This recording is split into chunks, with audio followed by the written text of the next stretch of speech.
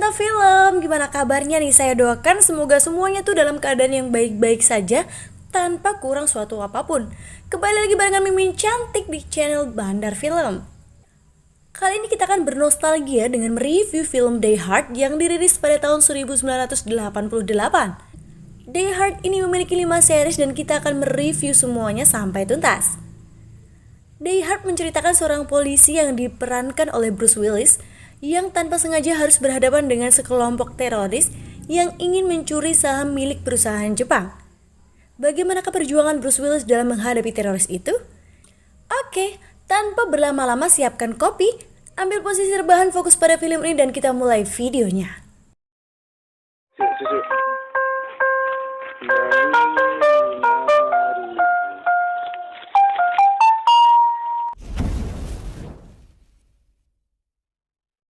Film akan mengisahkan seorang polisi yang bernama John McClane. Biar lebih gampang kita panggil saja John. Dia turun dari pesawat kemudian dijemput dengan mobil mewah untuk menghadiri pesta yang diadakan oleh perusahaan tempat istrinya bekerja. John dijemput oleh seorang supir, kita sebut saja Bejo. Dan setelah beberapa saat sampailah mereka di gedung atau hotel tempat istrinya bekerja. Kemudian mereka masuk ke ruangan istrinya. Istri John bernama Holly. Mereka berbincang sebentar dan ternyata mereka berdua ini tidak akur dan sering bertengkar, guys. Hal ini disebabkan karena pekerjaan John seorang polisi yang harus bertugas di luar kota dalam waktu yang cukup lama. Yang membuat mereka tuh jarang bertemu, ditambah lagi dengan Holly yang memiliki karir bagus di tempat kerjanya yang membuat dua anak mereka harus dititipkan kepada baby sister. So what my idea of our I know marriage should be, exactly what This your marriage opportunity. is. Maybe change your idea of what our I marriage don't should think be. you have a Beberapa saat kemudian Holly pergi untuk menghadiri pesta untuk memperingati keberhasilan perusahaan tempat Holly bekerja. Perusahaan ini dipimpin oleh Mr. Takagi. Kemudian datanglah sekelompok teroris yang langsung membunuh resepsionis yang ada di sana dan kemudian mereka mengambil alih komputer di tempat itu. Satu orang akan menyamar sebagai resepsionis dan dua orang lainnya merusak saluran komunikasi sehingga mereka tidak bisa menghubungi Inspektur Ladusing dan semua pintu ditutup. Kemudian mereka menuju aula tempat diadakan pesta dan menyandra semua orang yang ada di sana. John yang tahu ada keributan langsung pergi dari kamarnya dan belum sempat pakai sepatu. Pemimpin teroris itu bernama Hans. Hans mencari Mr. Takagi dan kemudian membawanya untuk bernegosiasi. Hans meminta Mr. Takagi untuk membuka brankas yang berisi 640 juta dolar saham perusahaannya, di mana brankas itu memiliki 7 kode keamanan. Mr. Takagi tidak mau memberitahunya dan kemudian Hans langsung menembaknya saat itu juga. I need the code key because I am. Okay. Hal itu disaksikan oleh John dan dia segera pergi dari tempat tersebut. Karena Hans tidak mendapat kode untuk membuka brankasnya, maka dia memerintahkan anak buahnya untuk menghack sistem brankas tersebut dan membukanya secara paksa. John yang mulai panik, tiba-tiba memiliki ide untuk menyalakan alarm kebakaran, sehingga hal itu memberikan sinyal kepada kantor polisi. Jadi kalau ada alarm kebakaran yang aktif, maka otomatis kantor kepolisian akan mendapatkan sinyal dan akan segera memberikan pertolongan. Mimin baru tahu nih kalau di Amerika tuh bisa secanggih itu, padahal ini kan tahun 1988 loh guys. Di Indonesia kira-kira sudah begini belum ya? Hans yang mengetahui hal itu langsung memerintahkan anak buahnya untuk mengatakan bahwa itu hanya kesalahan teknis dan polisi tidak jadi datang. No! Turn the fucking truck around! Keberadaan John kini telah diketahui. Satu orang dikirim untuk membunuhnya. Mereka bertarung dengan sangat sengit hingga jatuh dari tangga dan menyebabkan orang itu tewas saat itu juga. Nah gitu dong, gak usah panggil polisi, nanti malah gak seru loh.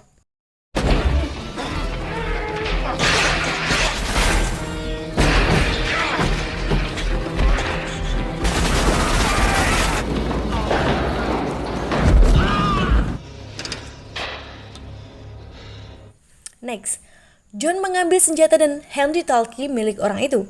Kemudian dia menuju ke atap gedung untuk mencari sinyal. Dan dia mencoba menghubungi kantor polisi. Kantor polisi memberikan respon dan akan mengirim satu polisi ke tempat itu. Percakapan John ternyata juga bisa didengar oleh Hans. Hans mengirimkan 3 anak buahnya untuk menghabisi Jones. John ditembaki oleh mereka namun John bisa kabur dari tempat itu.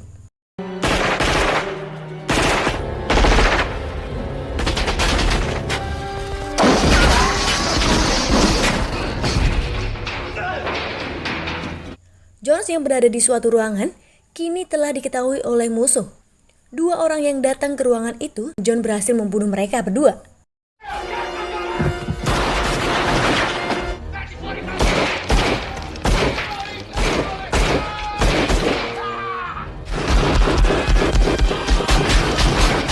Satu orang polisi bernama Powell datang ke tempat itu. Resepsionis mengizinkannya masuk, dan karena kondisi di sana tenang-tenang saja, maka Powell pergi dari tempat itu. John ingin memberitahukan bahwa tempat ini sedang diserang oleh teroris dengan cara melemparkan salah satu dari mereka yang telah mati tadi tepat mendarat di mobil Powell. Kini, Powell telah mengetahui kalau tempat itu sedang diserang teroris. Dia akan pergi namun dia ditembaki oleh anak buah Hans, hingga mobilnya terperosok keluar dari jalan.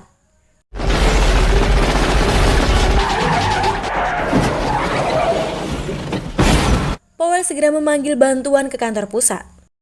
John mengambil senjata yang dibawa oleh orang yang dia tembak tadi dan dia juga menemukan bahan peledak C4. John berkomunikasi dengan Powell dengan walkie-talkie.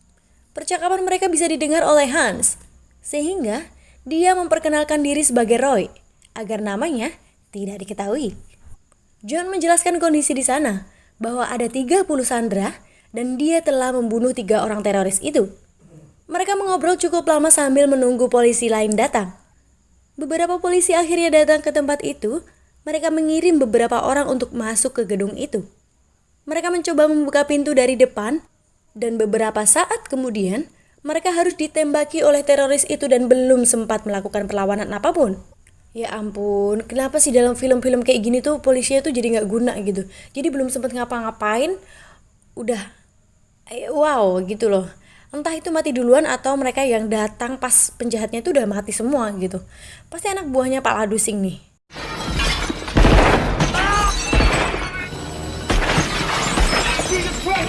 Para polisi mencoba menggunakan mobil lapis baja untuk menyerang tempat itu.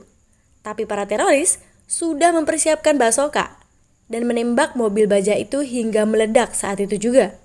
Ya elah, tuh kan, lagi-lagi gak guna. Terus buat apa dong polisi dipanggil ke situ kalau nggak bisa nolong John? Ya udah deh John, kamu maju sendiri aja deh, nggak usah panggil-panggil polisi lagi. Aku yakin kamu bisa John.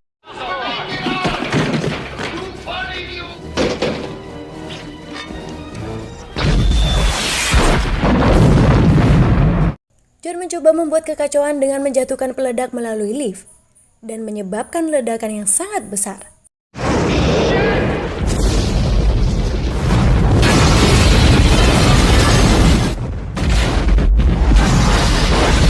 Setelah kejadian itu, John berkomunikasi dengan Hans. Hans kini telah mengetahui nama asli John, tapi dia belum tahu wajahnya. Kemudian Hans berkomunikasi dengan pimpinan polisi yang ada di sana untuk meminta helikopter yang mereka gunakan untuk kabur dari tempat itu. Dan sebagai gantinya, dia akan membebaskan para sandera. Hans kini mencoba untuk mengecek kondisi di luar. Namun tiba-tiba, dia bertemu Jones. Mereka belum pernah bertemu sebelumnya, jadi mereka tidak saling tahu siapa yang ada di samping mereka. Ini adegan yang paling Mimin suka nih dari adegan film ini tuh. 2 musuh yang saling bertemu tapi mereka tidak sadar bahwa mereka itu bermusuhan gitu. Mereka saling berbincang. Hans yang memakai jas mengaku sebagai sandera. Jones malah memperkenalkan namanya. Otomatis dong, Hans tahu siapa John. Jones yang belum tahu siapa orang ini justru memberikan pistolnya untuk berjaga-jaga kalau diserang musuh. Ini adegan yang keren coy, keren banget pokoknya. Musuh dikasih senjata loh. Mereka akan pergi dari tempat itu. Hans menodong pistolnya dan memanggil anggotanya untuk datang ke tempat itu. Kini Jones baru sadar kalau orang yang dia kasih senjata adalah musuhnya. Nyesel gak tuh kalau udah gini nih? Nyesel gak John? Ketika akan menembak ternyata pistol itu kosong. Kena deh lo, tuh prank balik kan. Die Hard tidak sebodoh itu coy. Bullets. Fucking stupid, Hans. Kemudian datanglah anak buah Hans yang langsung menembaki John. John berlari ke suatu ruangan untuk menyelamatkan diri. Mereka saling tembak-menembak. John berhasil membunuh satu orang teroris lagi. Hans yang mengetahui John tidak pakai sepatu, memerintahkan anak buahnya untuk menembak semua kaca yang ada di sekitar John, yang menyebabkan seluruh lantai dipenuhi dengan pecahan kaca. Kemudian orang itu melemparkan bom. Namun ketika dicek, ternyata John sudah tidak ada di tempat itu. Shoot the glass.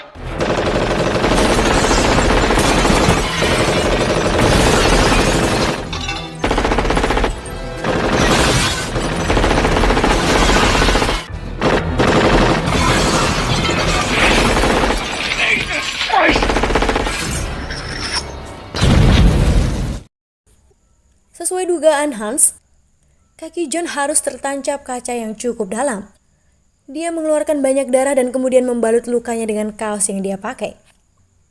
Di tempat lain, anak buah Hans kini telah berhasil membuka brankas milik Mr. Takagi. Dan benar saja, brankas itu berisi lembaran saham yang bernilai lebih dari 600 juta dolar. Mereka segera mengemasi lembaran saham itu dan kemudian Hans menelpon kepala polisi yang ada di sana untuk menyiapkan helikopter dalam 5 menit di atap gedung. John yang mengetahui hal itu akan segera menghubungi Powell. Tapi sesaat kemudian anak buah Hans telah memergoki dia.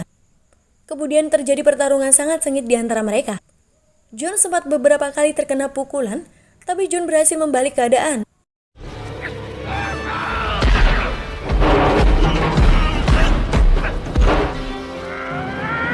Brother squealed, and I broke his fucking neck! Orang itu berhasil mendapatkan pistol yang terjatuh dan sempat menembak John tepat di bahunya. Tapi hal itu belum cukup untuk membunuh si Dayhart. Pertarungan kembali dilanjutkan.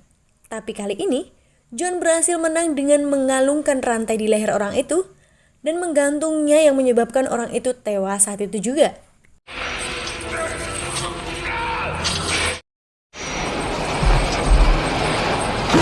Di tempat lain, anak buah Hans yang lainnya sedang membawa para sandera menuju atap gedung. Di waktu yang sama, helikopter yang diminta tadi segera sampai di gedung tersebut. John menyusul ke atap gedung dan berhasil menembak satu teroris. Kemudian dia memerintahkan para sandera untuk segera turun dari tempat itu.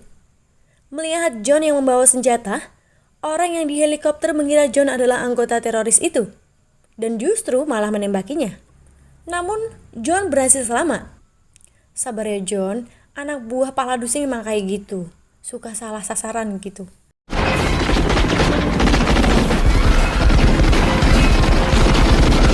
On your side, you assholes!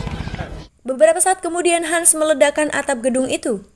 John berhasil melompat dengan menggunakan tali dan kini dia masuk ke gedung tersebut. Namun helikopter yang tadi ikut meledak karena terkena ledakan tadi.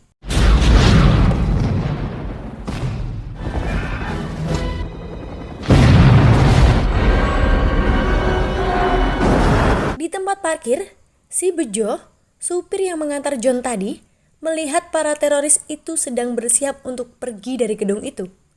Kemudian dia menabrakkan mobilnya ke mobil teroris itu. Kemudian dia turun dan langsung memukul teroris itu hingga pingsan. Lumayan juga nih si Bejo.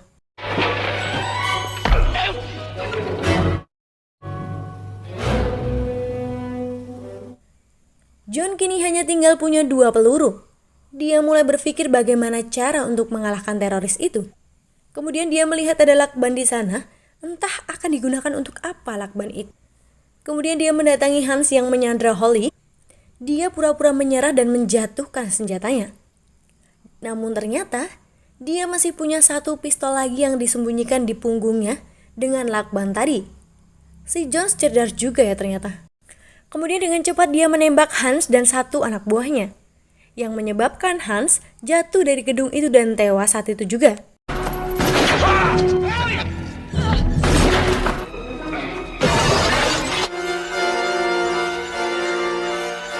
Tapi tenang guys, film belum berakhir nih. John dan Holly kemudian diberikan pertolongan pertama oleh petugas di halaman gedung itu. Tetapi sesaat kemudian ternyata masih ada satu anak buah Hans yang masih hidup dan akan menembaki mereka. Tapi dengan cepat Powell segera menembak orang itu yang menyebabkan dia tewas saat itu juga. Kemudian Bejo datang dengan mobilnya kemudian membawa John dan Holly pergi dari tempat itu. Dan film pun berakhir. Gimana nih guys? Film tahun 88-nya. Apakah efek-efek soundnya itu kurang bagus gitu? Atau mungkin rekayasa gerakannya, actionnya itu kurang bagus? Secara ini kan film jadul gitu tahun 88. Ya harap maklum kalau teknologi tahun itu tuh belum sebagus zaman sekarang. Tapi tenang aja nih, masih ada 4 seri lagi. Besok kita akan mereview lagi Die Hard 2 yang pastinya lebih seru dari yang pertama. Oke, cukup sekian review film dari Mimin. Mimin pamit undur diri dan sampai ketemu di video selanjutnya.